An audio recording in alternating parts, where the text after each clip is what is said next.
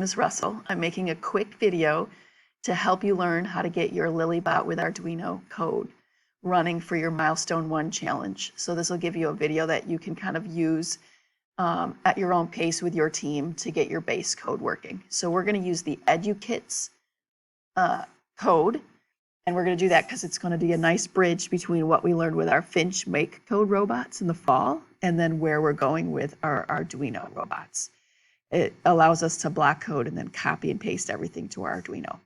So use the link in the team's assignments for the semester overview on this challenge to find how to get to this webpage. And then when you get here, go ahead and change your name. This is like Tinkercad where it gives you like a fake name, but make it something that's memorable to you, like say base movement code.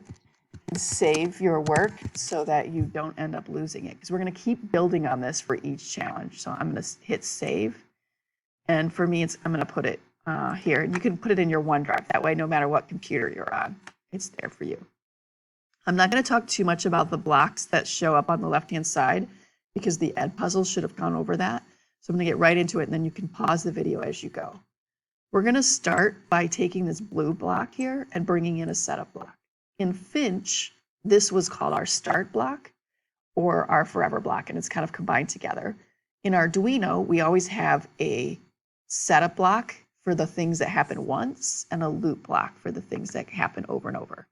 So we have to pull those in. We're also going to create down here in this orange code some variables. So we're going to new int, stands for integer, and this is going to allow us to tell the code to the robot, what motors did I put my pins in? And I'm going to use the convention that's used in a lot of robotics base code with Arduino, which is AIN1, and that's standing for the left motor. And I'm going to call the other variable AIN2. So that's kind of like the red and black cables that are then attached to the motor controller.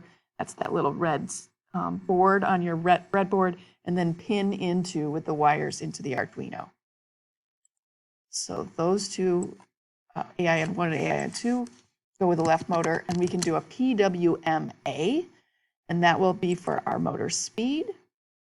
And then we'll do the same thing for the right side using BIN1, BIN2, and PWMB. I'm going through this fast because I know you can pause the video as you go. Once you get those base variables set, we can go ahead and tell the computer which pins did we put those in. So if you followed my wiring diagram, you should have pin locations. So I'm going to go back here and grab them. And I want to start with AIN1. We set that to 13. And then I can just kind of duplicate these blocks and change out the numbers.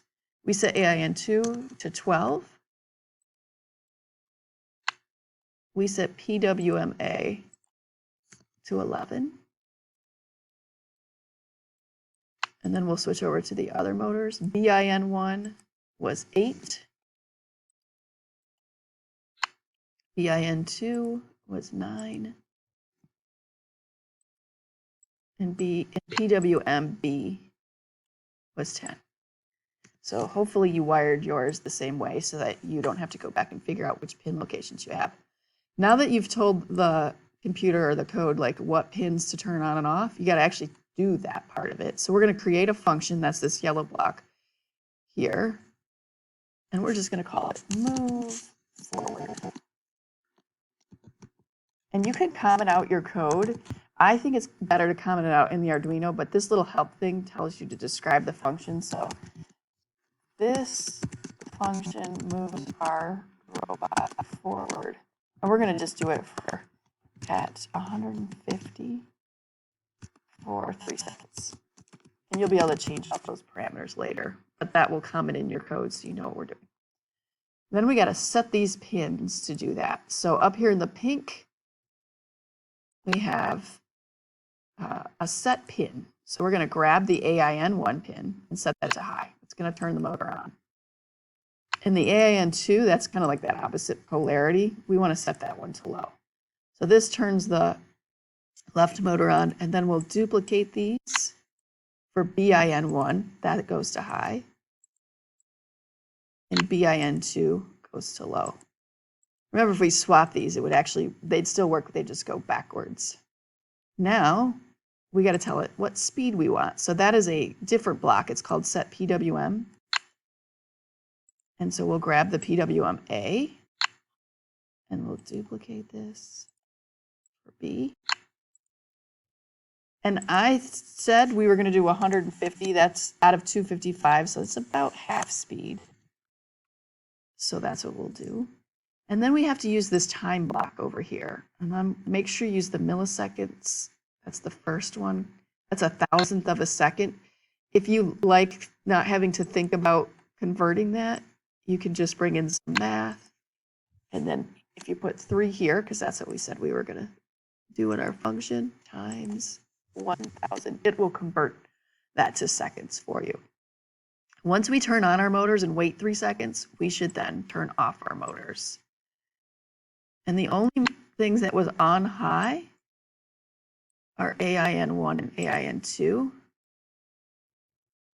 So we'll just move those to low. Oops, my variable didn't come over.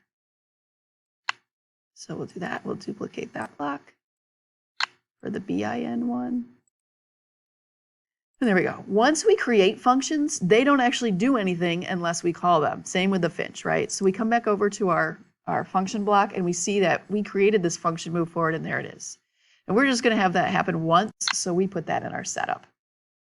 This is kind of the basics you need just to get your robot to move forward for 3 seconds. And you can do some very easy copy and paste to get it to move back. We cannot download this directly onto our robot, but what we can do is see that the code now is in syntax-based form that we can use here. So we'll hit this little copy button, and then on your laptop, pull up the Arduino block and go ahead and paste it. And you see it's all right there for you. So it's kind of converted it into the right format for you. And then we can, let me go back. Did I have an error in here anywhere? Okay. We'll go ahead and compile it. And then we'll upload it. I have the Arduino plugged in already, or my Lilybot plugged in to the Arduino port. So let's upload it and see if our robot runs forward like we expect. And you can hear it in the background. And that is the basics of it. So use this, save all your code, and then go ahead and do the same for your left, moving it backward, left, and right.